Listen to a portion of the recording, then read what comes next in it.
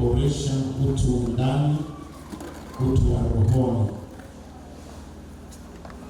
Umuhimu wa kuboresha utu wa ndani, utu wa rohoni.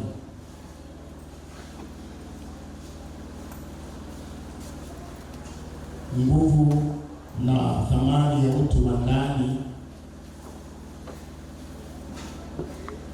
ni bora kuliko vyote vinavyomzunguka mwanadamu.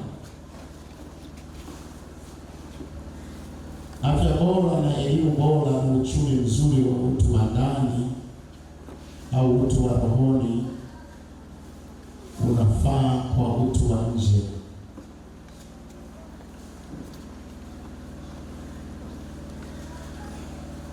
Hivyo roho au moyo wa mwanadamu ni muhimu kuliko vitu vyote vinavyomzunguka mwanadamu.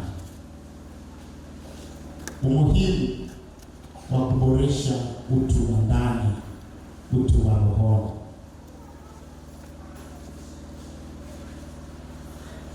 Maandiko yetu ya somo ni kutoka Wakorintho wa pili sura ile ya 4 mstari wa 16 mpaka wa 18. Maandiko yetu ya somo Wakorintho wa pili sura ya 4 mstari wa 16 hadi wa 18. Biblia inasema, kwa hiyo hatulegei, bali ijapokuwa utu wetu wa nje unachakaa, lakini utu wetu wa ndani unafanywa upya siku kwa siku. Mstari wa 17, maana dhiki yetu nyepesi iliyo ya muda wa kitambo tu yatufanyia utukufu ulio wa milele uzidio kuwa mwingi sana. Mstari wa 18, tusiviangalie vinavyoonekana bali visivyoonekana, kwa maana vinavyoonekana ni vya muda tu, bali visivyoonekana ni vya milele. Bwana Yesu asifiwe sana. Umuhimu wa kuboresha utu wa ndani, utu wa rohoni ndio ujumbe wetu. Umuhimu wa kuboresha utu wa ndani. Paulo anawaandikia Wakorintho maneno haya.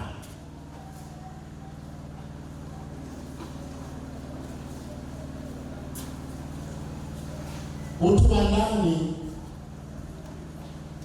ukiwa bora ulazimisha utu wa nje unufaike, usalimike.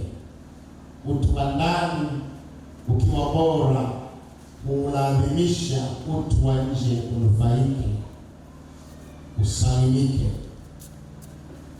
Utu wa ndani ukiwa dhaifu huwezi kuwa na nguvu utu wa nje. Kwa hiyo utu wa nje hutegemea zaidi utu wa ndani. Utu wa ndani ukiharibika, utu wa nje hauna namna ya kutokuharibika. Utu wa ndani ukiharibika, utu wa nje hauna namna ya kutokuharibika. Lakini utu wa ndani ukiwa salama, hata kama utu wa nje utaharibika vipi, utu wa ndani hauathiriki na uharibifu wa nje. Bwana asifiwe. Bwana asifiwe. Hata kama utu wa nje utaharibikaje,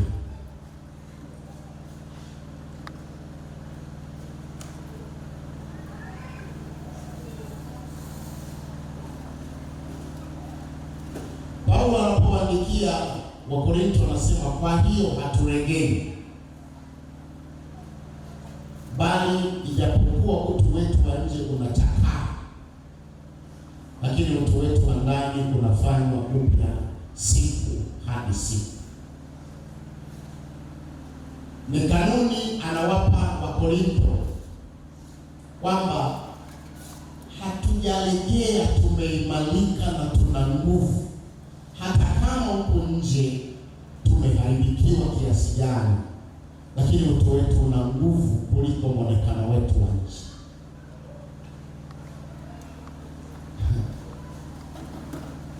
Sisi nizungumze kidogo juu ya habari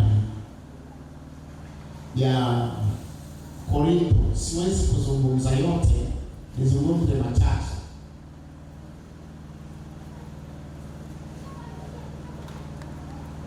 Korinto ulikuwa ni sehemu kadogo kako katikati ya nchi ya Ugiriki na kisiwa kilichokuwa kinaitwa Peloponnesus.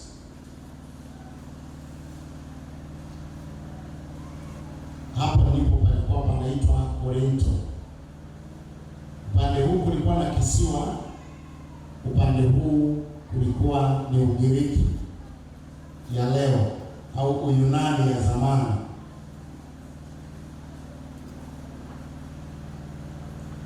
Na Ukorinto kalikuwa ni peninsula fulani, yani peninsula ni nini?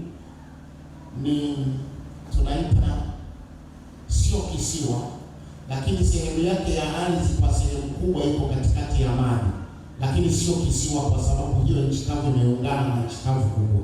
Sisi nitumie Kiswahili hicho. Sasa kutokana na hali hiyo, kulikuwa na bandari kubwa upande huu na bandari kubwa upande huu. Sasa meli za kutoka karibu mabara matatu zilikuwa zinakutana, na kwa sababu ni makutano ya meli, Kaisari Agustino akapafanya pawe makao makuu ya jimbo la Akaya, na pakawa mji wa kibiashara kwa sababu meli zinapaki pale. Kutoka bahari hii kwenda bahari hii, watu walikuwa wanaona ni vizuri wakifika pale ni rahisi kukatisha kwenda huku kuliko kuzunguka umbali ambao walitumia karibu majuma matatu. Sasa hali hiyo pakatokea kuwa na hali ya biashara sana. Nataka kuelewa muktadha wa Paulo kuzungumza utu wetu wa ndani unachakaa. Pakawa mahala pa mafanikio makubwa ya kibiashara na pakawa mahala pa starehe sana, kiasi kwamba mabaharia walipaki pale wakakaa muda mrefu mwingi wakifanya ukahawa, na watu kutoka sehemu mbalimbali pakawa na biashara ya ukahawa. Lakini watu wengi sana walitajirika pale, wakawa na uchumi mzuri sana, wakafanikiwa sana. Na jina la Korinto lilitokana na neno mwamba. Kale kamji kalijengwa, kulikuwa na mwamba mrefu ambao ulikuwa na urefu wa futi kama 370 kwenda juu. Sasa chini yake ulikuwa na tambarare kubwa ambao hilo jiwe lenye urefu huo ndio lilikuwa linaitwa Korinto. Kwa hiyo tafsiri ya neno Korinto, mji uliozungukwa na mwamba. Sasa watu wengi wakafanya kituo cha biashara, fedha ilikuwa nje, watu wanatembea na mabegi ya hela bila shida. Lakini kuhusu kanisa, alifungua Paulo kanisa la Korinto, limefunguliwa na Paulo akiwa safari yake ya 3 ya umishonari. Alipolifungua likawa kanisa bora sana. Ukisoma sura ya 2 na ya 6, likawa kanisa bora sana, limetajwa lina sifa. Acha usisome, naomba unisikilize, usisome, waandika, tutasoma mwenyewe wakati huu. likawa bora kwa maeneo ya uchumi, likawa watoaji sana. Lakini ndio kanisa pekee ambalo limeandikwa kwamba lilitajirishwa kwa utajiri wa rohoni. Bwana asifiwe sana. Lilitajirishwa kwa utajiri wa rohoni, ambalo limetajwa kwamba halikupungukiwa kila alama ya karama za Roho Mtakatifu. Kwa kawaida mpaka leo, tembea duniani kote, utakuta kanisa lina neema fulani juu ya mambo machache. Si rahisi kukuta kanisa limejawa karama zote 9. Ni ngumu, mpaka kuna jambo fulani lifanyike ambalo Mungu akinisaidia atanifundisha baada ya Pentecost, mpaka kuna hali fulani itokee, ndipo karama zote 9. Lakini kanisa la Wakorinto, Biblia inasema, Paulo anasema hamkupungukiwa na karama yoyote enyi Wakorinto. Kwa hiyo ilikuwa tajiri kifedha na ilikuwa tajiri kwa karama kwa sababu ya ubora wa kiroho.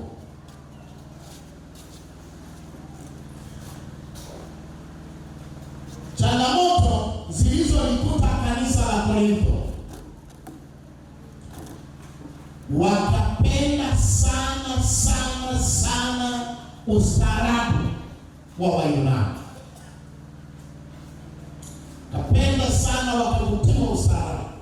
Pili, wakapenda sana mafanikio, wakaanza mashindano ya mafanikio,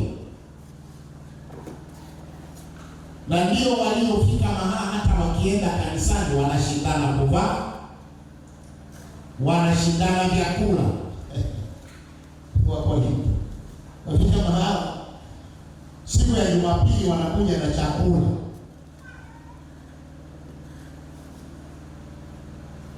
Huyu anapika nyama aina 3-4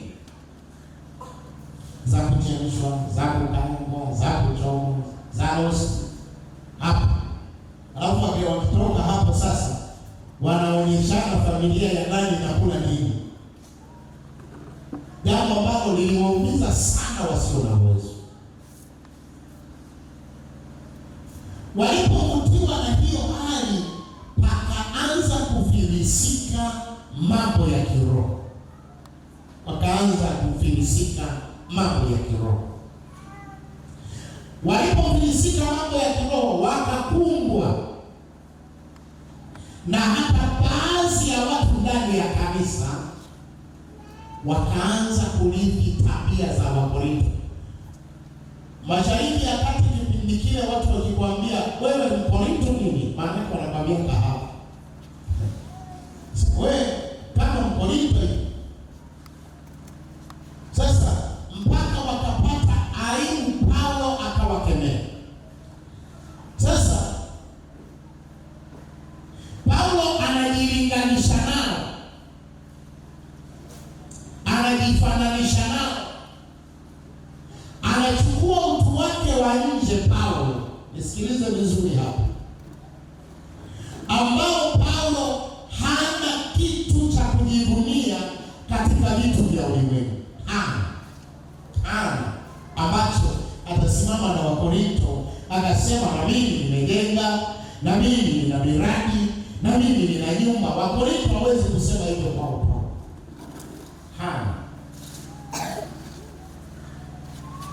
Lakini Paulo akajitazama, akahusisha mwili na afya yake, akahusisha mwili na afya yake. Na Paulo akachukua picha ya mwili wake na afya yake ya kabla hajaokoka. Akachukua picha.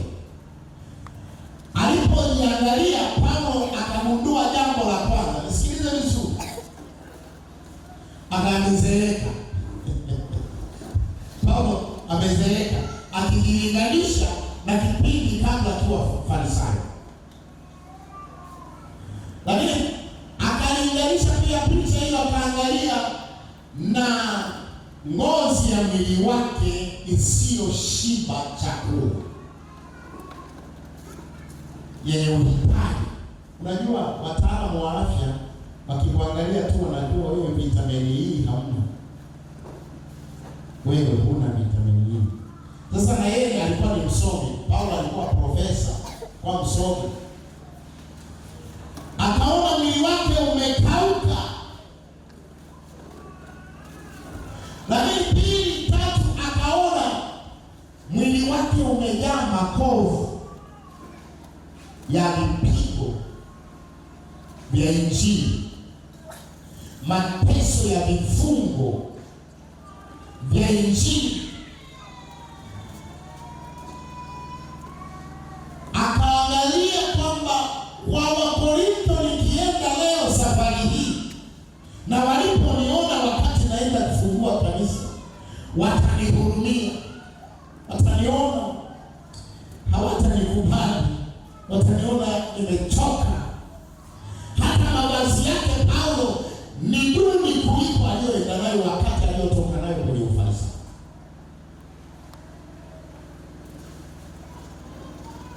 Kipindi anaitwa Sauli, alipofika Krete akabadilisha jina, akajiita Paulo, ambayo tu akalibadilisha kwa lugha, ni jina lile lile. Akaanza kuonekana kwamba kwa sababu imefika kwa wasomi wa staarabu, niitwe na mimi msomi. Yaani kama Mariamu akaamua kujiita Mary. Bwana asifiwe sana.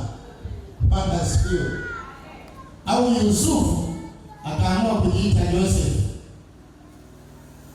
Au Yohana akaamua kujiita John. Kwa sababu wasomi walikuwa hawaiti Yohana, wanaita John. Maamuma ndio wanasema Sauli, lakini wasomi wanasema Paulo. Akajibatiza kama nijitambulishe kwa jina la Paulo, kwa sababu alikuwa bado yuko vizuri.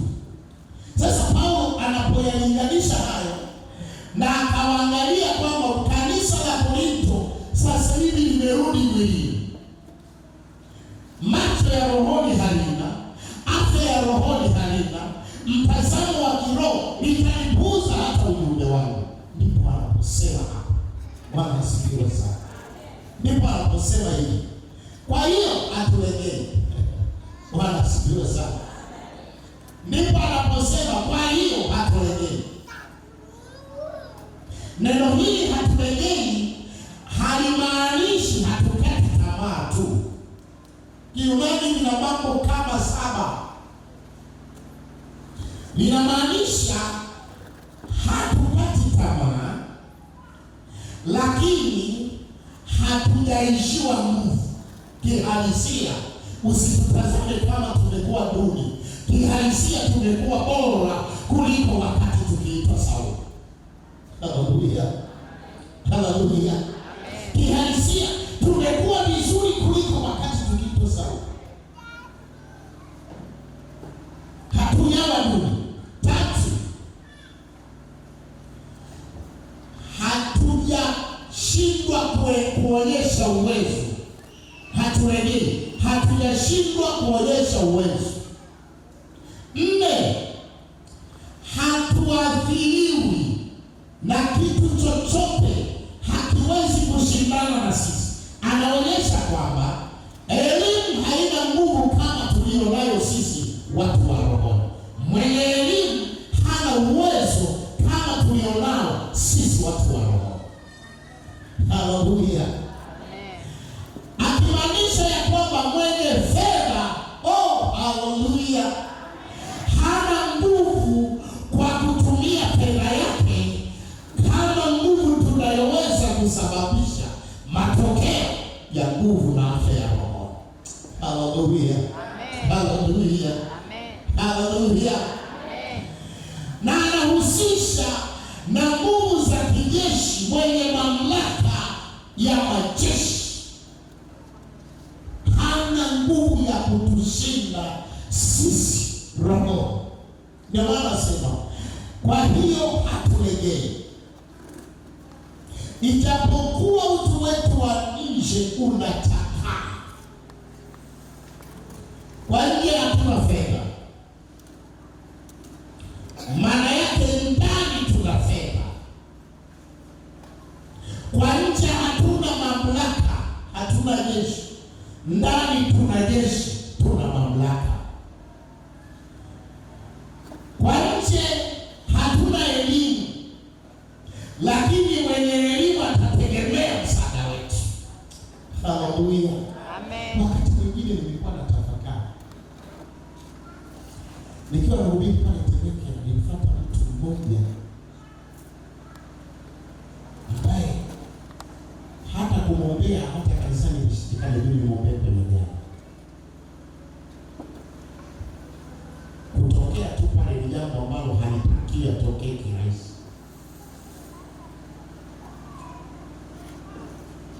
Mamlaka yake ni makubwa mno, elimu yake ni kubwa mno.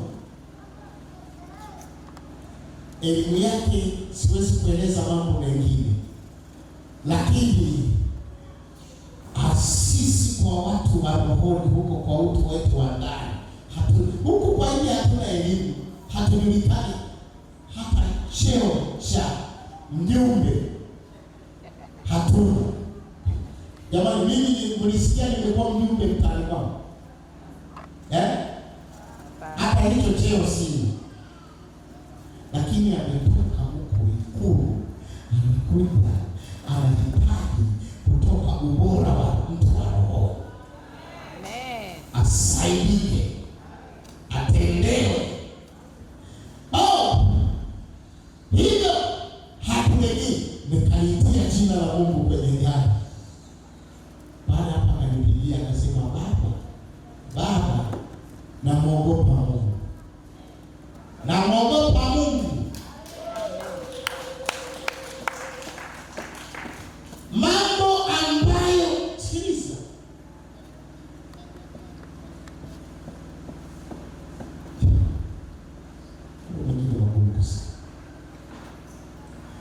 mambo ambayo yameshindikana kwenye mamlaka ya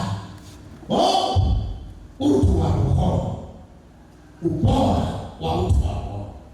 Ninachotamani hapa niseme, leo nilitamani niongee mambo machache sana.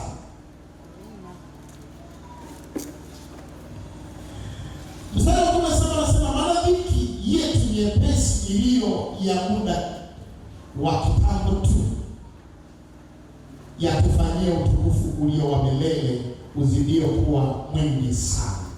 Mambo ya kuandika na kuandika hivi, utu wa nje hata kama kwa ajili ya kuboresha utu wa ndani utaathirika. Athari za utu wa nje ni wa kitambo tu. Utu wa nje ambao Paulo amekubali upoteze sifa, upoteze ubora, upoteze hadhi, lakini kwa ajili ya kuboresha utu wa ndani amekubali. Maana yake kwa ajili ya utu wa ndani Paulo ameingizwa kwenye ile gereza la Matendo 16, akapigwa mijeledi, akavuliwa nguo,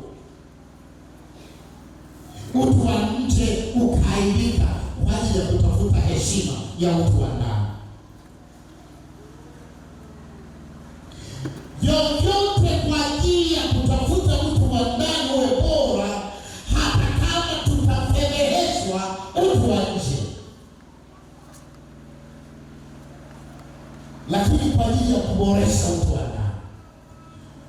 Ziki ada ya utu wa nje ni ya muda kitambo tu, ni ya muda mfupi tu, lakini faida zake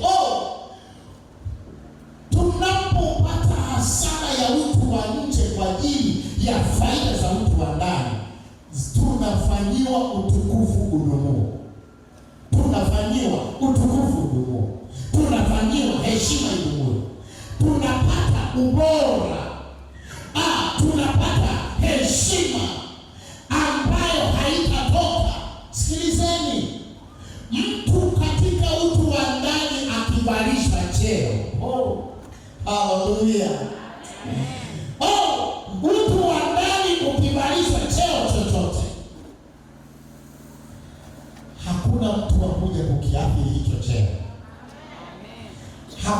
malaika wa kukiathiri hicho cheo.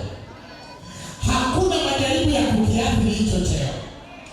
Hakuna binadamu au mfalme au shetani au pepo au mazingira ya kuharibu huo utukufu unaopata katika utu wa ndani. Lakini utu wa nje wakuchague kuwa askofu, wakuchague kuwa mkuu wa mkoa, watakutengua waliokuchagua. Haleluya. Haleluya. Tena wakati mwingine huku duniani wapendwa pabaya. Naomba niwaambie, duniani sio pazuri. Duniani ni pabaya. Wakati mwingine hata viongozi wa juu wanatengua kwa sababu tu ya filisi. Kiongozi wa juu hajui ukweli, anaambiwa mabaya ni ya mtu aliyemteua. Kumbe ndio mtu wa Mungu. Tena mtu aliyekuwa anamsaidia kabisa. Lakini kwa taarifa anazoletea, nikupe mfano. Hai. Sasa shida nyingi ya usomaji maandiko, ila mnaangalia sana tamthilia. Hicho ndio hasara ambayo ipatia kwa utu wa ndani. Mnakaa sana kwenye mitandao kuliko kwenye Biblia. Wewe nikupe mfano. Biblia inasema hivi katika kitabu cha Danieli. Kuna watu 4 walitekwa. Walikuwa wana vyeo kwenye utu wa ndani. Wana ubora kwenye utu wa ndani. Yaani utu wa ndani, utu wao wa ndani Mungu alishawawika mavyeo ya waziri. Wakapelekewa taarifa kwa mfalme. Mfalme akapelekewa taarifa juu yao. Akasema kuna watu uliowateka kutoka kule taifa la Wayahudi ni wabaya. Hawa watu ni wabaya. Hawana heshima kwako mfalme. Na hawatii chochote unachosema. Lengo la wale wanaopeleka taarifa ili utu wao wa nje waondolewe vyeo, lakini ndani yao wana vyeo walivyopewa na Mungu kwenye utu wa ndani ambao hawawezi kuvigusa. Haleluya. Ubora wa utu wa ndani. Mfalme akakasirika, akasema walete hapo. Wakaletwa hapo, wakaamuliwa kuuawa.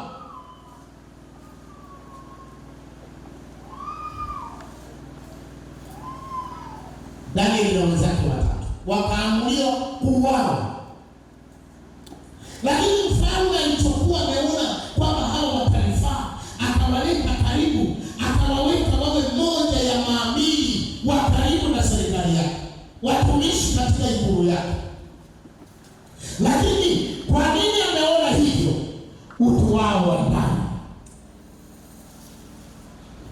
Utu wa ndani ndio unaoweza ukakuletea matokeo chanya utu wa nje. Sasa andika hii hapa. Shetani huwa hakimbilii kuharibu mambo ya nje. Anajua nguvu zako ziko kwenye utu wako wa ndani. Yaani shetani anaweza asishughulikie kuharibu biashara, asishughulikie kuharibu afya, asishughulikie kuharibu chochote. Huwa anatafuta haribu vitu vya rohoni, utu wa ndani. Ili waharibiwe utu wao wa ndani, ajenda ikasema sasa amuru asiwepo binadamu katika ufalme wako asiyeabudu miungu yako na sanamu uliyoisimamisha kuwakilisha miungu yako.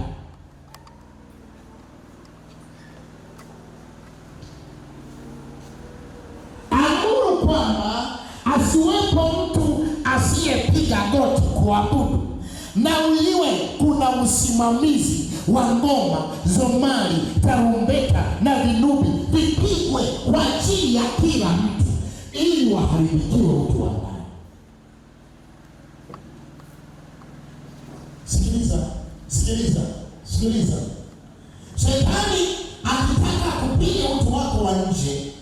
anaanza kuharibu utu wa ndani. Atakutuma mzungumze vibaya juu ya kazi ya Mungu. Atakuletea mtu, zungumzeni vibaya juu ya kazi ya Mungu, ili kongamano nalo, ili michango nayo, mzungumze tu vibaya juu ya kazi ya Mungu. Aharibu utu wa ndani. Utakapojiingiza kwenye hilo, utu wa ndani umeharibika, ndio anaanza kupiga huko nje. Kwa sababu Paulo anasema, kwa hiyo haturegei. Vitu vyetu haviwezi kuangushwa. Misheni yetu haiwezi kuharibiwa. Sikilizeni, mipango yetu juu ya injili haitaharibiwa kwa sababu ya utu wetu wa ndani. Haleluya. Mipango yetu ya injili haitaharibiwa. Shetani atakapokutafuta kwa ajili ya kuharibu utu wa ndani, anataka kupiga mpaka nje. Hawezi akaanza kupiga.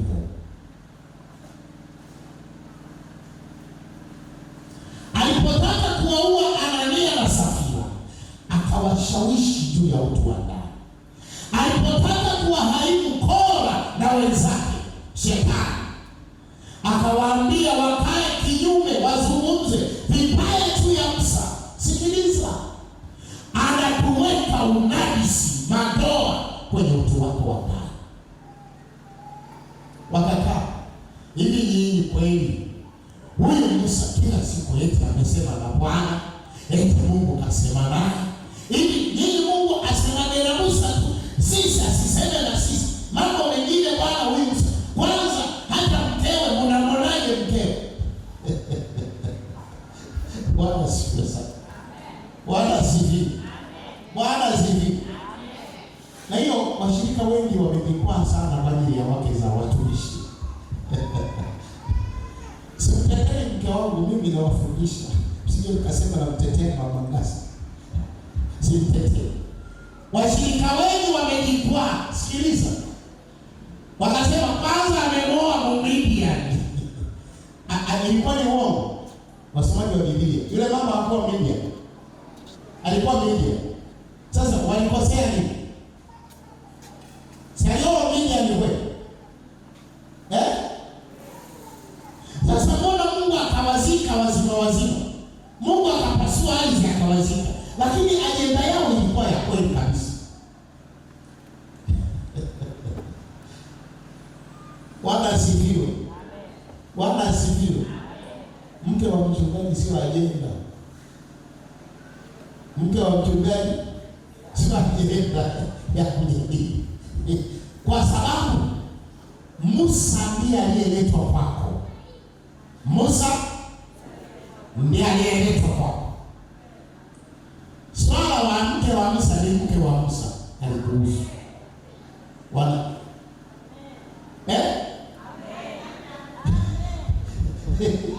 Unanielewa? Yaani Mungu akakasirika, akaambia Musa, wanaongea vibaya, nimewasikia. Tena Musa hakukasirika, Mungu akakasirika. Lakini mimi Shetani alinajisi utu wao wa ndani. Mke wa mchungaji sio ajenda. Musa akamwambia, Musa, jipende wewe, kaa kule. Mimi nataka kuteka. Na akamwambia, ninafanya matendo ambayo sijatenda na wanadamu toka nimeiumba dunia. Na nitaleta kitu ambacho sijawahi kuua, mauaji ya hivyo. Na kweli Mungu, wewe ardhi ikapasuka kutokea. Hebu ifikiria kwamba watu wanaendaga kuzimu baada ya kufa. Wanaendaga kuzimu. Sasa ardhi ilipasuka mpaka kwenye moyo wa kuzimu. Halafu wakadumbukia, wakaenda bila kufa mpaka kuzimu. Mpaka leo hawajafa. Na miili yao hivyo hivyo.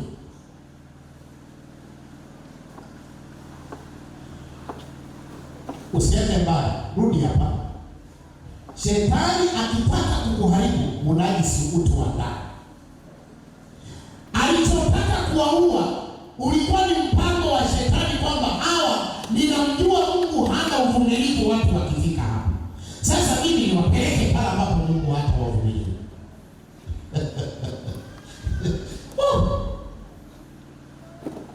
Hebu sema kwa jina la Yesu shetani toka. Sema kwa jina la Yesu shetani toka. Shetani asiruhusu kunajisi utu wako wa ndani. Usiruhusu kunajisi utu wako wa ndani. Ukinajisika utu wa ndani, shetani anapiga chochote juu ya maisha yako. Ndio maana shetani, nilikuwa nafundisha jana hapa darasa la TTI. Nikamwambia shetani akitaka usimtoe. Kama ni pepo na mkemea, toka pepo. Akiona umemweza anakutukana. Tusi baya kabisa. Unakereka. Ukikereka amekuweza. Binti yangu mmoja nilikuwa namwamini sana kwenye kukemea pepo. Yaani nilikuwa tukikemea pepo na mwita. Yaani pepo alikuwa na walaruo. Sasa pepo siku moja wakampigia sana, wakasema huyu tunamweza. Wakamchafua utu wa ndani. Mmoja alitokea wakati wanakemea ikaanza kule.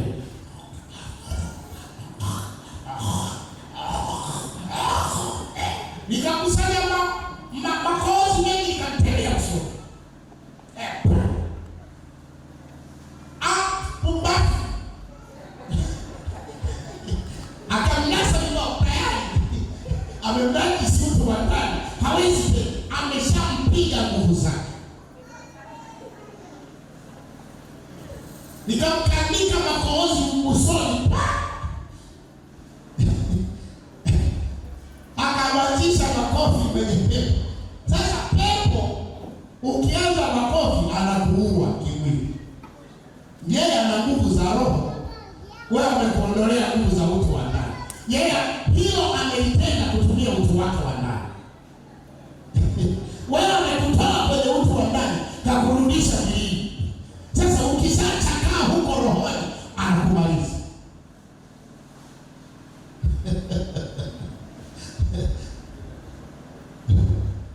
Nikamwambia, nilipoona hilo tukio, nikamwita mmoja, nikamwambia chukue mpeleke ofisini. Huyo hafai tena kukemea pepo. Utu wa ndani umeshaharibiwa. Lakini angempemea akatunza moyo, utu usiharibike.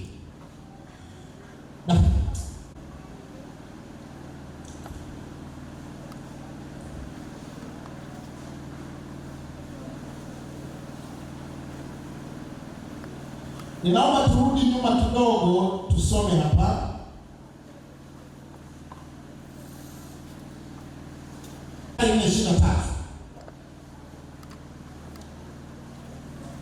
Kwa nini ni muhimu sana kuboresha na kutunza na kustawisha utu wa ndani? Kwa nini ni muhimu? Na ni jambo la kuzingatia sana. Kustawisha na kuboresha utu wa ndani. Andika hivi. Kwa sababu ndiko chanzo, ndiko kunakozalisha ujasiri wa binadamu, ndiko kunakozalisha nguvu ya binadamu, ndiko kunakozalisha nguvu za ushindi, ndiko kunakozalisha nguvu za imani, ndiko zinapozaliwa fikra sahihi za ushindi juu ya maisha ya kiroho. Mithali 25. Huko ndiko vinakozaliwa mitazamo mia ya kushinda mambo yote yaliyoko katika mwili. Huko kukiharibika. Hebu nisomea.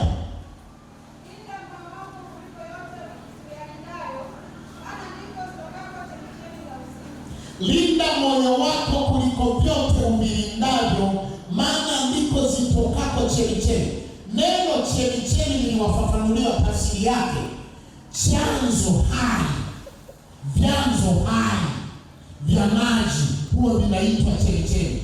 Maana yake mto, unaona mto Ruvuma, mto Naili, mto nani, mahala unapotoka unaanzia mahala kama hapa, panapokea kachemchemi kanabubujika maji, ndiko kanakokwenda kuwa mto. Labda niwape kanuni hii niijue katika Biblia. Soma 47 Ezekiel. 47 Ezekiel. Nisaidie kusoma, ni maandiko mengi kidogo ili nikufafanulie. Maana ya neno chemchemi, maana yake chanzo cha maji makuu. Chanzo cha maji makuu, chanzo kikuu cha maji. Itatokea mito lakini chanzo ni chemchemi. Hebu soma.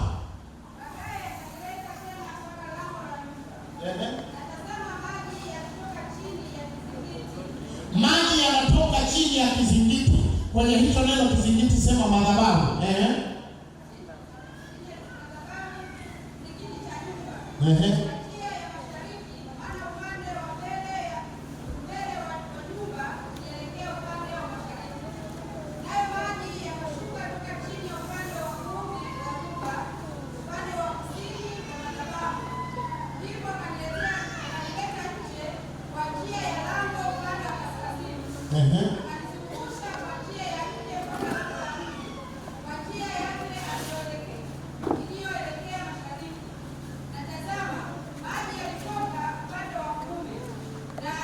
Yalipotoka hapa madhabahuni yakatokea huku upande wa kuume.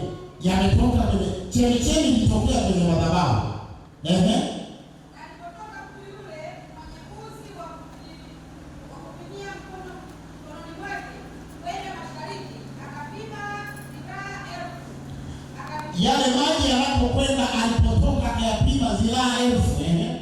Akashusha maji yale, maji akapima, akanivusha maji yale, maji yakafika mpaka viweko vya mguu.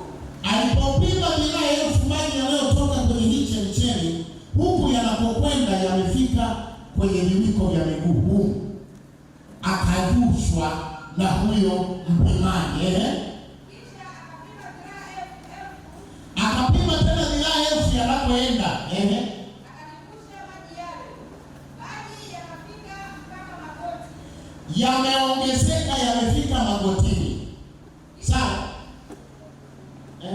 Kisha akapima dhiraa 1000, akanivusha maji yakafika mpaka viuno. Yamefika viunoni. Maji yanatoka kwenye chemchemi. Kisha akapima dhiraa 1000, Yakawa mto nisiyoweza kuvuka. Mmenielewa maana ya neno chemchemi? Lililoandikwa katika kitabu cha Mithali 4:23 kwamba kwenye moyo. Sasa utu wa ndani, Biblia inapoita utu wa ndani inatumia neno la Kiebrania linaitwa lababu.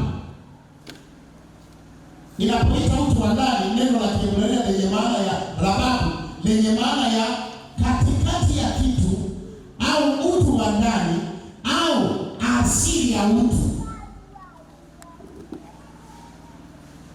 Hapo ndipo panapotoka vyanzo moyoni mwa mtu.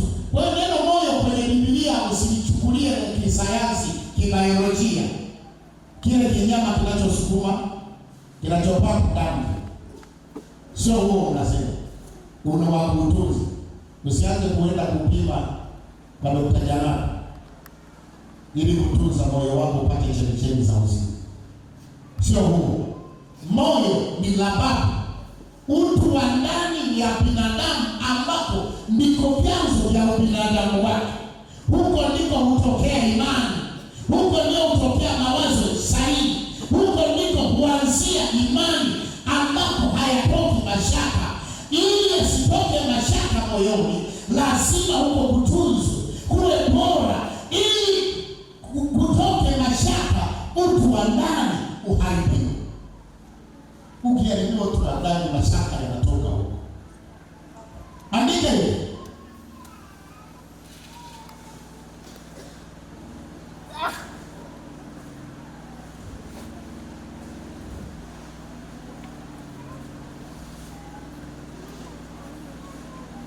jinsi ya kufanya utu wa ndani uwe bora.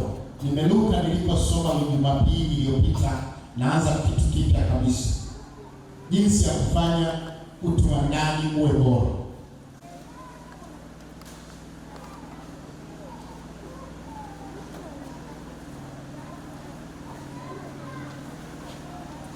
Utu wa ndani wa binadamu haujawahi kuwa bora ukiwa mbali na Mungu. Lazima kanuni ya kwanza, lazima uwe umeunganika na Mungu. Hawezi mtu akawa na utu bora wa ndani, kwa sababu utu wa ndani usifikiri tunao waliookoka tu, hata wapagani wana utu wa ndani. Sijui mnanielewa? Hata wapagani wana utu. Yale majitu yanayokaa usiku mchana yanaweza kutengeneza silaha, ni kutokana na aina ya utu wa ndani. Yanayokaa kutafuta kutengeneza vita ni kutokana na utu wa ndani.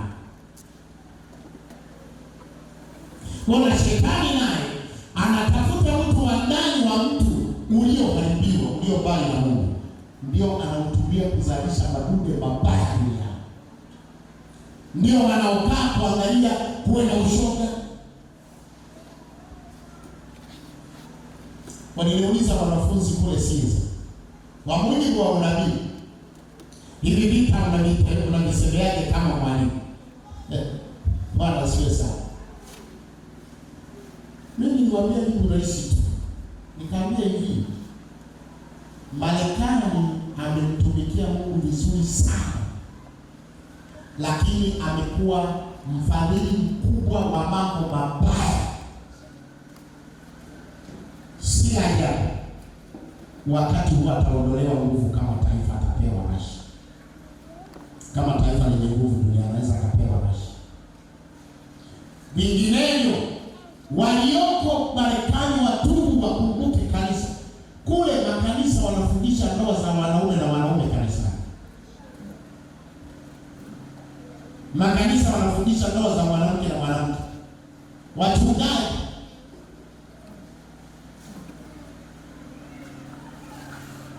na ameyapa maovu hadi ya kuitwa haki za binadamu.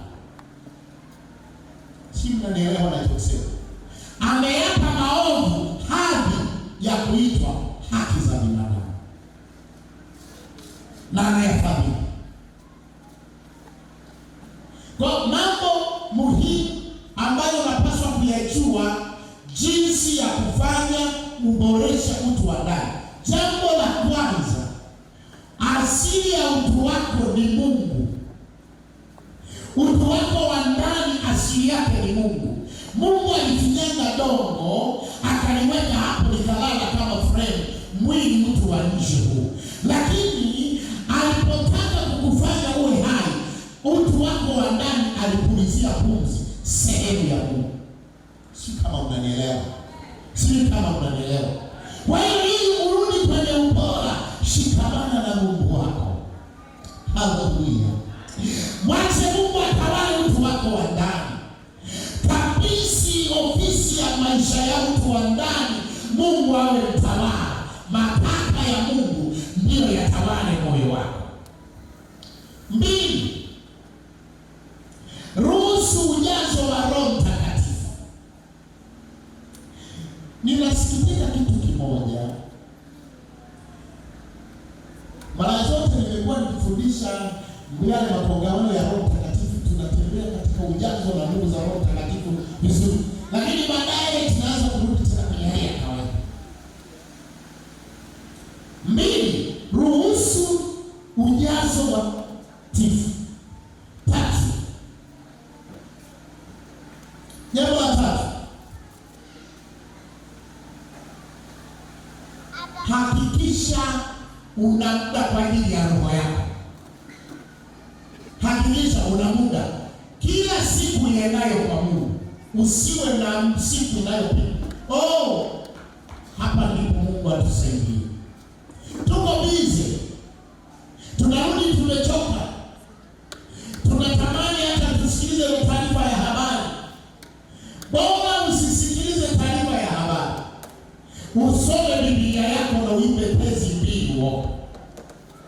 Wakati mwingine athari za mazingira zinatuondolea kuwa mbele za Mungu. Sasa hivi watu wengine hawawezi kuimba na kuabudu.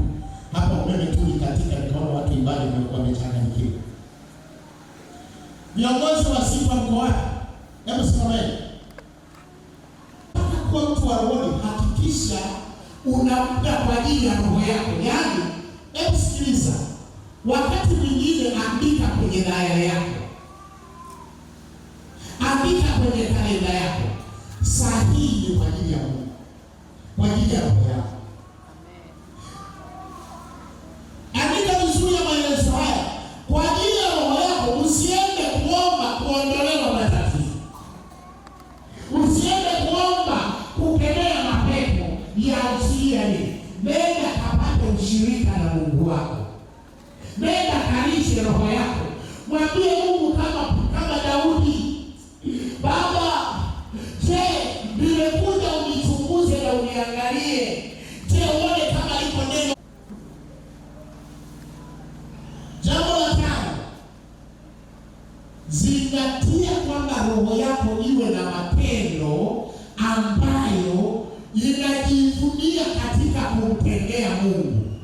Ubora wa roho, ubora wa mtu wa ndani unatokana na mambo ambayo mimi roho yangu, utu wangu wa ndani unakuwa na kumbukumbu, unakuwa na shuhuda, unakuwa na historia ya kwamba mimi nimemtendea mambo haya Mungu kwa faida yake.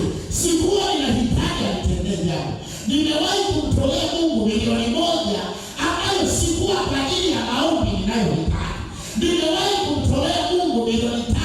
Nimewahi kutoa 50,000 kwa ajili tu ya kutaka upendo wangu na Mungu.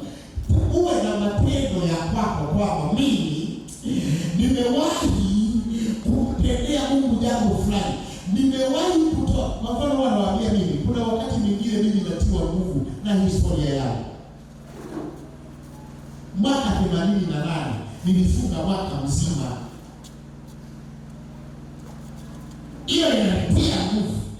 Utu wangu wa ndani unasikia kwamba nilijitoa sadaka mwaka mzima kutokula. Nilikuwa nafunga kwa namna hii.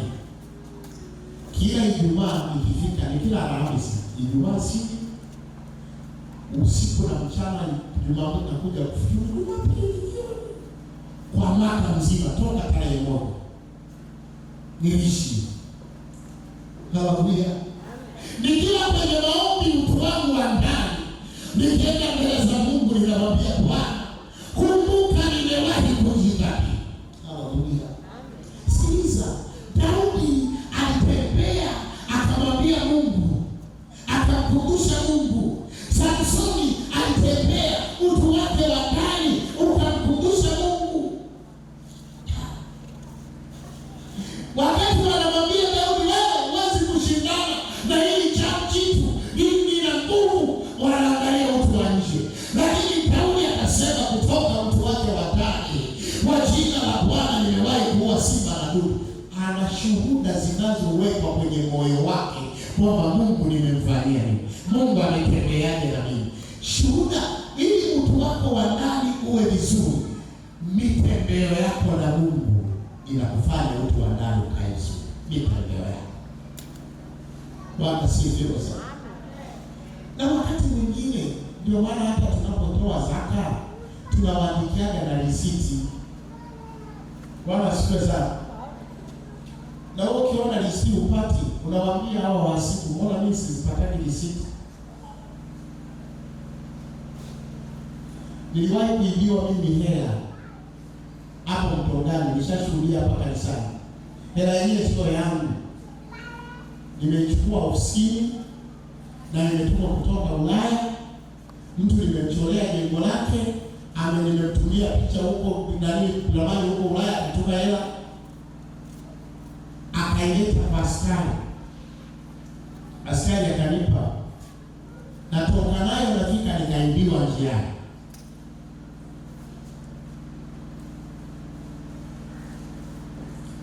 Iliniuma. Nakumbuka nilipoibiwa nikatamani kupiga kelele, nikasema nikipiga kelele tu kama pumbavu fulani, nikasema hata nikamwambia Nilipofika nikachukua risiti zangu za zaka. Niambia Mungu, hakuna hela ambayo mimi inanidai. Na wewe umeahidi kulinda hela zangu. Bwana sifiwe sana. Bwana sifiwe. Ile hela ilirudishwa. Yule askari aliyenikabidhi ndiye aliyewakuta wawezi wamezimwaga, sasa wanataka kugawana. Akatoa bunduki akasema hapo mlipo. Katika kuangalia akakuta kile kinoti tulipokuwa tunaandika naye habari ya makabidhiano ile hela kipo pale. Akanipigia tu simu akaja akanipa hela. Nikaichukua yote. Bwana asifiwe. Amen. Bwana asifiwe. Amen. Sio nanielewa ninachosema. Amen. Kitu cha tano kinachokusaidia kuwa na matendo ya mtembeo wako na Mungu. Unatembea Mungu anamwonyesha. Mungu kanielekeza mimi huwa ninaingia. Mungu siku ya Ijumaa mimi huwa nafunga. Mungu mimi unamtembea ambao roho yako ina ujasiri mbele za Mungu, kwenda mbele za Mungu unasikia. Ndio maana Paulo anasema, kwa hiyo hatulegei hata kama utu wetu wa nje umechakaa au hakuna nguo za heshima. Mwili wetu umechukuliwa, macho yetu yametobolewa, lakini utu wetu wa ndani unaonekana kuwa na mamlaka kuliko mwanzo. Tunaongezwa kukabiliana na adui yeyote. Tunaongezwa kutangaza na vita na adui zetu kwa sababu ya utu wetu wa ndani. Haleluya. Utu wako wa ndani uboreshe ili utangazie adui yako baba. Sikilize, ili nilimwambia sikiliza. Nilimwonyesha Mungu kila hela. Tena nikamwambia tena, nimekuwa namlisha mtumishi wa Mungu mahali kila Alhamisi mimi na mnunuliaga samaki. Sawa, samaki hawa walikuwa wanaletwa uwanja wa ndege wa Beach Fresh kutoka Mwanza. Kila Alhamisi mimi na mnunulia mtumishi wa Mungu fulani na mpelekea sapo. Anakula. Tena sapo kubwa. Lakini mimi peke yangu, sisi wengine wanafahamu, ninalipa kodi ya nyumba ya mtumishi wa Mungu kila mwezi peke yangu. Bwana asifiwe sana. Nikipiga magoti mbele za Mungu, ninamkumbusha Bwana mtendeo wako. Haleluya. Huyu hapa aliingia katika ofisini analia. Baba, mimi sasa kwa ofisini. Nikamwambia hata kazi. Akaacha kazi. Tukamwomba Mungu, nikamwambia nenda kufanya kazi mahali. Nenda kufanya. Nilimwambia maneno haya. Ninapokuombea nina ujasiri wote kwa sababu nakufahamu mtendao wako. Huyu hapa niko ofisini. Nina ujasiri Mungu hata kuaibisha. Atakutendea mema kuliko ulipotoka. Huyu hapa sio akwa mle ofisini. Mtendeo wako na Mungu, utu wako wa ndani unavyotendea na Mungu wako ni lazima shuhuda. Nikamwambia wewe usifadhaike na wala usijutie. Nikamwambia utahuzunisha Mungu kujutia. Usijutie. Hilo walizolikuwa juu yako usijutie. Mtendeo wako na Mungu, Mungu ataukumbuka, atashuka, atakuja kukutendea. Siku tatu akaja analia, Baba, namuona Mungu. Haleluya. Sikiliza. Mtendeo wako na Mungu, ukiwa unatembea vibaya na Mungu, utu wako wa ndani unakuwa na hatia. Unashtakiwa, unakosa ujasiri, unakosa nguvu. Nimalizie kwa leo kwa kusema yafuatayo.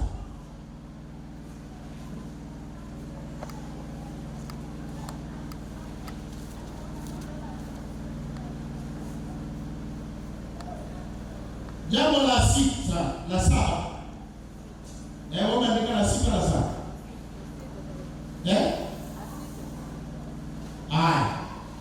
chakula cha kiroho huboresha utu wako wa ndani. Mafundisho ya neno la Mungu na kusoma neno la Mungu huboresha utu wako wa ndani.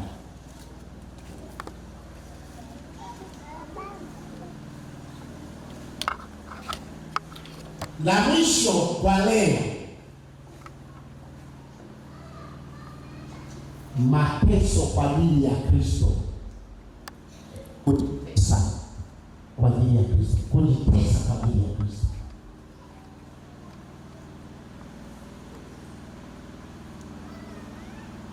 Siku moja nikiwa na Moses Kulola,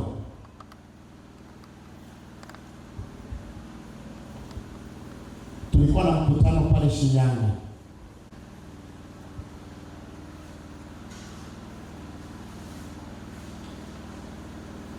Tumetoka Mtwara tukaenda mkutano Shinyanga. Tulipofika zikainuka figisu nyingi, yule mzee akawekwa ndani. Yaani mkutano tunaanza kesho, wakamweka ndani. Mweka ndani. Siku ya mkutano Mungu tukamwomba akatupa busara fulani na hekima, tukaenda tukarudi naye. Tumetoka naye umati wa watu kama 3,000. Tunatoka pale kituoni, tunatoka naye kwenda tukapitiliza naye kwenye mkutano. Alihubiri injili nzuri sana, lakini naomba nikunekali maneno haya. Wakati akiwa kwenye mkutano pale, uwanja unaitwa Kambarage. Walikuwa viwete wamewekwa hapa, wamekalishwa wengi, vipofu. Alisema nini?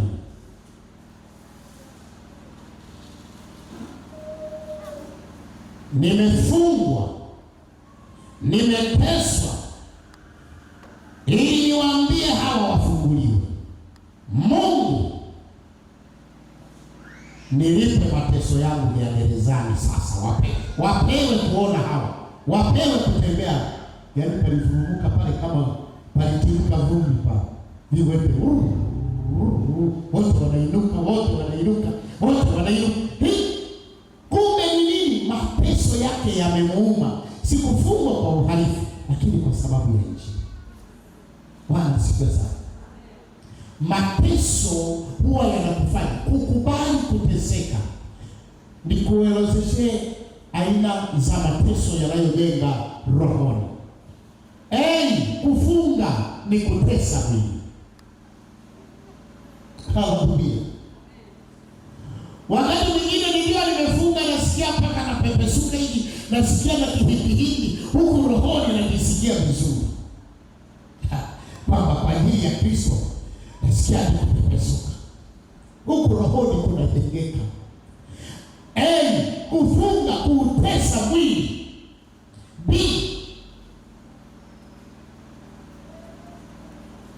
Mikesha. Unapokuja mkesha, unaunyima mwili kupumzika, unaunyima mwili starehe ya kulala, unautesa rohoni. Yaani hata ukitoka pale huku ndani utahisi hisia za ubora wa kiroho. Si utoaji wa mali, unaunyima mwili haki zake, stahiki zake ambazo ungetumia kwa ajili ya mwili wako. Unautesa mwili. Haleluya. Haleluya. Natamani utu wetu wa ndani uwe bora kuliko utu wa nje.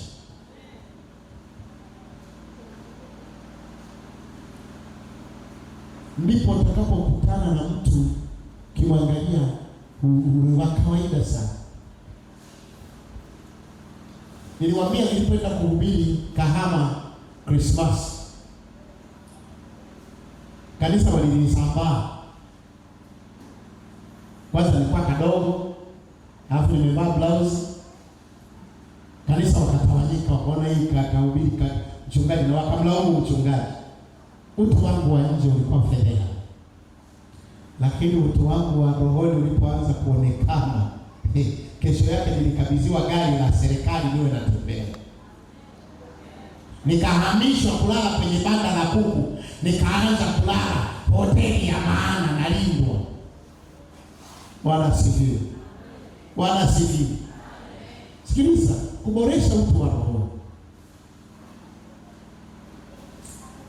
Kwani sisi, kwa nini tunaitwa mpaka kwa Ikulu? Kwa nini tunaitwa kwenye majumba ya mawaziri? Sisi ni madaktari lakini utu wetu wa ndani. Bwana asifiwe sana. Tena natafuta huku na huku. Hivi vitu nilivyovitaja hapa, tenda muda kuanzia asubuhi mpaka unalala. Usikubali masaa yote lisiwepo kwa ajili ya kuboresha roho yako. Hata hiyo siku ya ibada, hata hiyo siku ya kazi, hata hiyo siku ya sikukuu, hata hiyo siku ya kusiba, iwepo saa ya kuboresha roho yako. Mnanielewa? Hata kama umefiwa, iwepo saa ya kuboresha roho yako.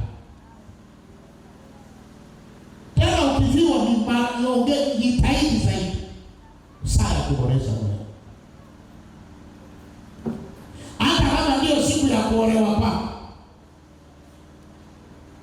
Maana vijana wakishachumbiana, yaani yeye saa zote anaweza kuolewa. Boresha roho yako.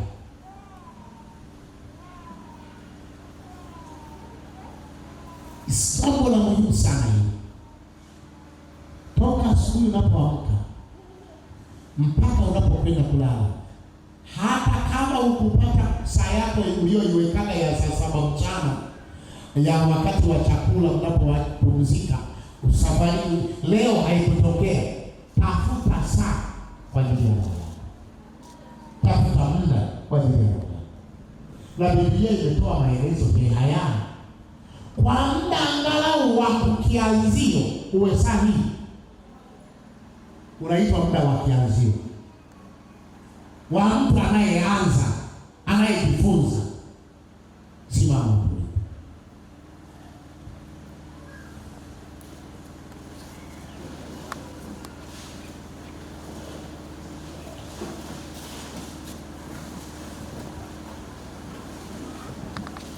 Kuna wengine kwa kunisikiliza tayari wameshaandika saa yake, ameshaitafuta. Kuna wengine bado hawajatafuta saa yake.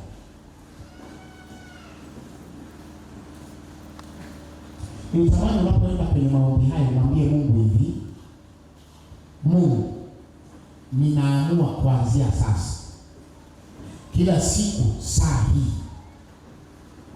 nitakuwa mbele zako. Sio kwa lengo la kuomba mahitaji,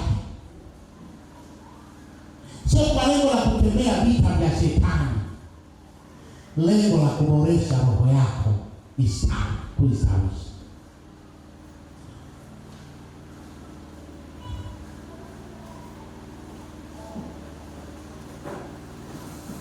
Mimi utaratibu wangu, hata kama niko ofisini, wakati mwingine watu nawafungia hapa, wanakaa wanasubiri, na mimi niende mbele za Mungu kwanza mimi. Sasa wala wasikia wakati mwingine pale nje, mbona yuko peke yake? Mbona hamna mtu mle? Wanataka waingie, lakini na mimi nataka niende mbele za Mungu mimi, nikaboreshe maisha yangu ya utu wa ndani. Nasikia kabisa hapa watu wanalalamika. Mbona wengine wanakuja kunichukulia, kupa naomba. Wengine wanakuja pale wanachukulia, kupa naomba. Mwingine anakuta tu ninasoma Biblia. Mbona yuko peke yake hata kazi hana?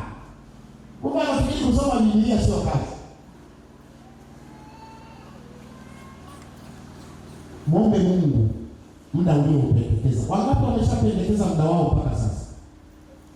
Nilikuwa na ndio maana nikasema kama mtu ameelewa somo hili, wakati Daudi ameshapendekeza muda wake. Kama una muda kwa ajili ya maombi, huo ni wa maombi. Nataka muda kwa ajili ya kustawisha roho yako. Kusoma Biblia, kuimba, kumshukuru Mungu, kumuuliza Mungu niko sawa kwa lipi, wapi siko sawa, nisemeshe. Yaani ni eneo la kuboresha, sio muda wa maombi yako, endelea na maombi, lakini muda wa kuboresha.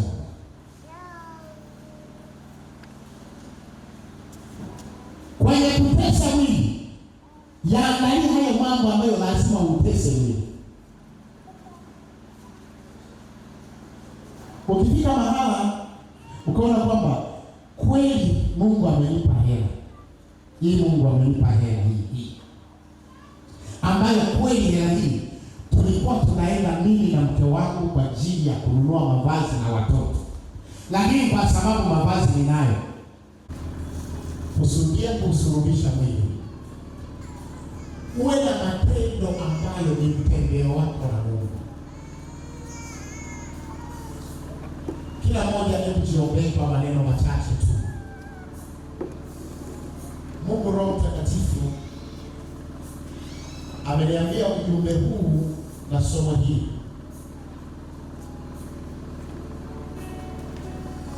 ni neno ambalo limekuja kwa wakati na kwa makusudi,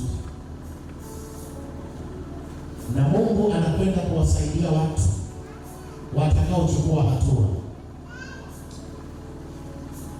Lakini mtu ambaye anayesikia kwamba Roho Mtakatifu amekuwa ananishuhudia na kunihimiza haya yaliyohubiriwa, ila mimi nimekuwa na shindana naye, mwambie Roho Mtakatifu nisamehe. Kuna watu wamekuwa wanashindana na Roho, Mungu anawahimiza. Kuna maana ameitwa kuombea mtu, hana mafuta.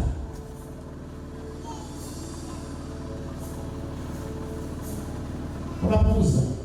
Roho Mtakatifu anakuambia leo kakeshe kanisani ili kujenga ubora wa roho yako.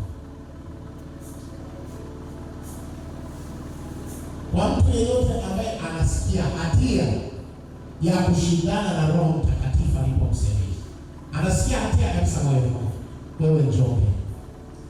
Kwa mtu ambaye anataka shauri kuingia kwenye kanuni ya kuwa bora kiroho, hebu inua mikono yako na anza kumwomba Mungu pale ulipo. Fungua sauti yako, anza kuomba mwenyewe. Inua sauti yako, omba mwenyewe. Kila mtu hata ninyi mlio hapa mbele, kila mtu mwenyewe omba. Paza sauti yako, mwambie Mungu. Paza sauti yako, mwambie Mungu. Maombi yao Bwana. Usikie maombi yao Bwana. Usikie maombi yao Mungu. Katika jina la Yesu Kristo aliye hai. Katika jina la Yesu Kristo aliye hai. Wategemeze kwa neno lako. Katika jina la Yesu Kristo. Roho Mtakatifu, wajaze upya neema yako. Wajaze upya neema yako. Wajaze upya neema yako. Wajaze upya neema yako. Wajaze upya neema yako. Katika jina la Yesu Kristo aliye hai. Ukapotasi nikadekedeka inedetoka kanisa katika jina la Yesu.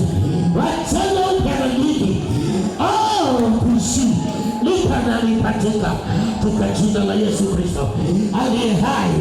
Katika jina la Yesu Kristo wajaze neema upya katika jina la Yesu Kristo.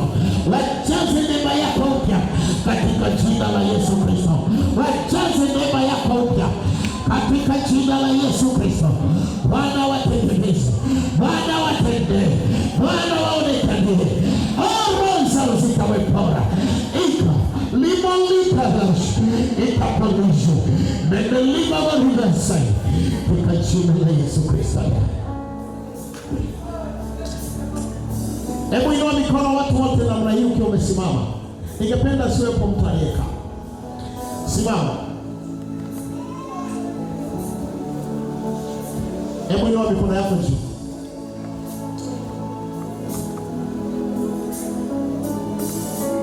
Inua tu mikono yako juu.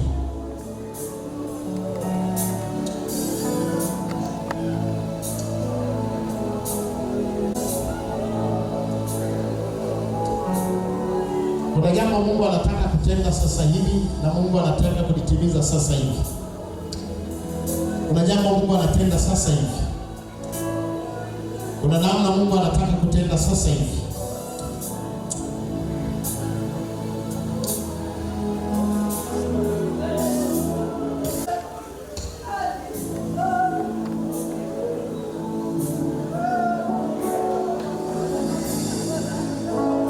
Liko jambo linalokutia hofu sana liko kwako. Utatamka kwa kinywa chako, utatamka kwa maneno yako, kwa ulimi wako, kwa kinywa chako. Tamka hili neno kwa imani kutoka moyoni. Tamka neno hili kwa imani kutoka moyoni. Tamka neno hili kwa imani kutoka moyoni. Waambie, ewe mlima, nasema tamka kwa imani kutoka moyoni. Yes. Mungu aliyetuma leo, kuna mlima utaanguka mbele yako leo. Kuna mlima unaanguka mbele yako leo. Leo sio kusudi langu kabisa kufanya maombezi, lakini Bwana akaniambia kuna mlima lazima niutamkie udondoke mbele yako leo. Sema, ewe mlima, na utamke. Ukiuona mlima wako, sema, ewe mlima,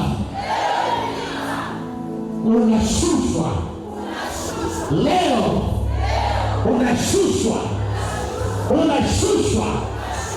kwa jina la Yesu, kwa jina la Yesu. Ninasema tamka kwa imani, ewe mlima, kwa jina la Yesu, unashushwa mbele yangu. Umeinuka, lakini leo unashuka,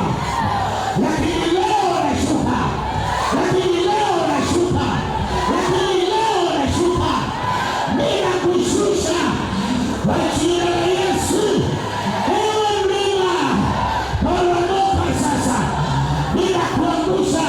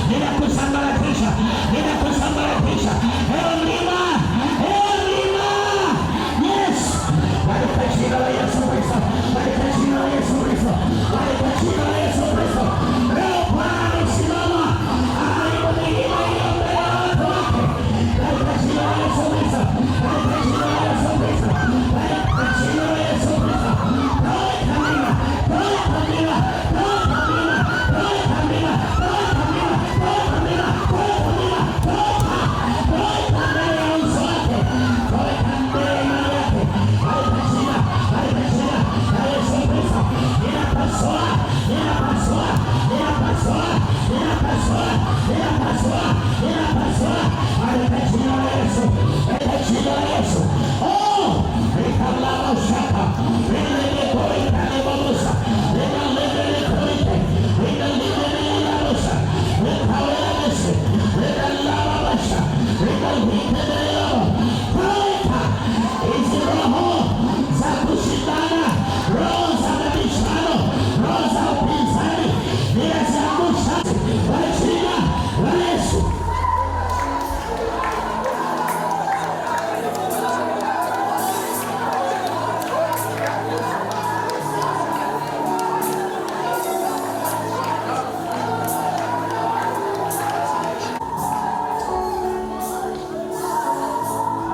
Nisikilize kidogo. Nimeshuhudia juu ya mama Biliani.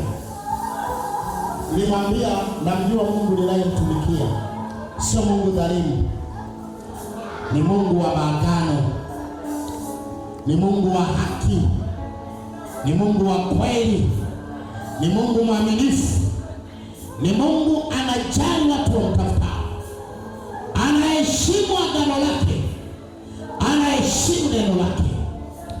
Sikiliza. Huyu mama baada ya Mungu kumtendea akasema, Baba, Mungu ametenda kuliko nilivyotarajia na nilivyoomba. Amenitendea kuliko miaka yote niliyomwona. Ndani ya muda mfupi amenifanyia mambo mema. Akasema, na mimi na mahidi Mungu kutembea naye tena. Sikiliza.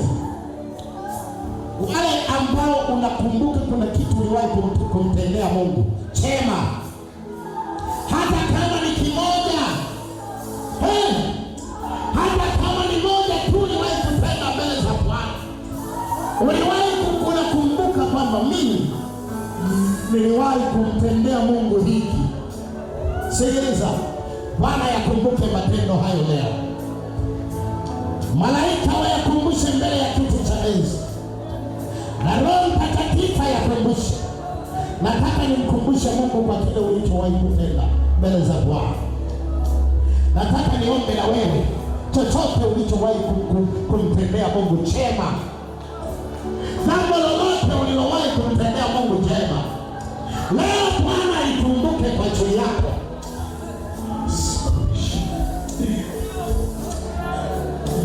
Kama Dorcas alipokufa, zilikumbuka ndoa walizopeleka kanisani. Na leo Mungu akumbuke. Mungu akukumbuke. Bwana akukumbuke wewe. Utumishi wako uliowahi kumtumikia Mungu, leo namwita Mungu akukumbuke. Katika maombi haya ya mchana wa leo, leo shaka taja jambo moja au mawili kama unakumbuka. Taja jambo moja au mawili. Kama unaweza kuja madhabahuni, njoo. Mungu nikumbuke. Umwambie Mungu nikumbuke. Mungu hasahau, ila mwambie Mungu nakukumbusha, nakukumbusha unikumbuke. Mungu hasahau. Mungu hasahau. Leo akukumbuke kwa matendo uliyowahi kumtumikia Mungu. Leo nafanya maombi ya kukumbukwa na Mungu. Leo nafanya maombi ya kukumbukwa na Bwana. Natamani Mungu akukumbuke na wewe. Natamani Bwana akukumbuke wewe. Iko sadaka yako mbele za Bwana inanena, Bwana akukumbuke. Upo utumishi wako mbele za Bwana. Leo ninataka Mungu autazame.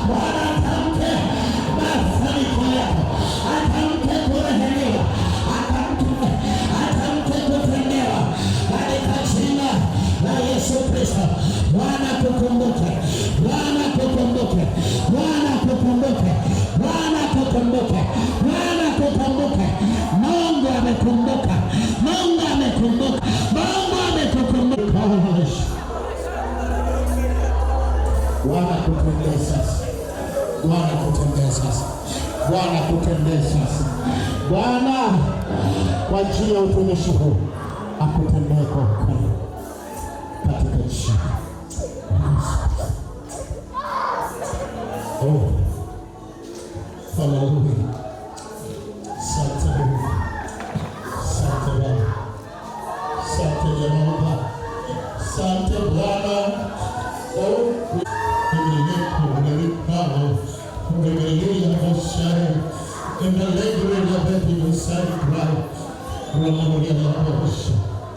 get it to this family. Record the somebody else. Record this.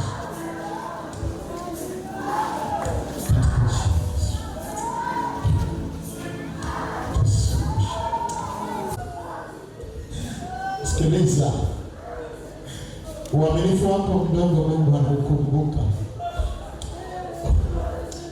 Mungu anakumbuka utii wako. Mungu anakumbuka utumishi wako. Bwana kukumbuke. Akutendee kwa ukarimu wake. Akutendee kwa ukarimu wake. Bwana kutendee kwa ukarimu. Uone kwa macho yako. Ukapokee wema na rehema na uaminifu wa Mungu katika maisha yako. Ninaomba kumhubiri Mungu kwako ni mwaminifu. Ninaomba kumtangaza Mungu kwako ni wa haki. Ninaomba kumtangaza Mungu kwako sio dhalimu. Ninaomba kumsema Mungu kwako sio dhalimu. Ninaomba kumsema Mungu kwako sio dhalimu. Ni Mungu mwema kwako. Utalisha kwa nini mwasi. Mungu mwema kwako, naomba kumsema Mungu ni mwema kwako.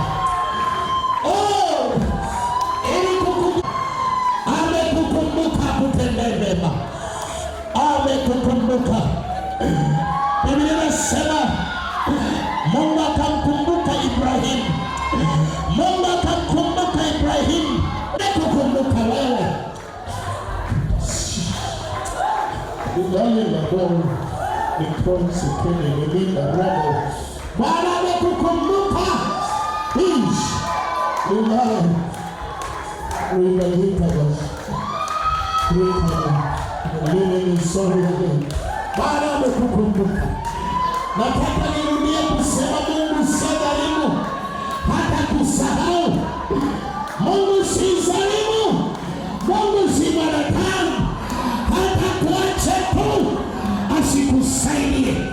Niliporealize ukawa umeshikilia. Bwana amekukumbuka kutendee mema. Bwana amekukumbuka kutendee kwa ukarimu. Bwana amekukumbuka. Naomba moyo wako usiiname wala usitanaike. Bwana amekukumbuka. Wala usitanaike.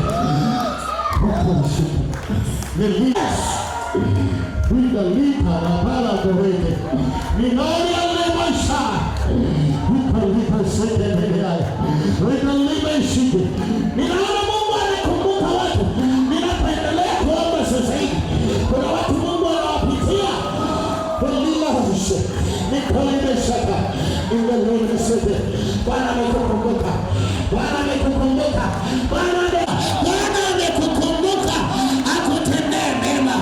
Akufariji. Utasubira nilishauri. Nikolemene mazao. Yesu Kristo. Bwana akutendee mema katika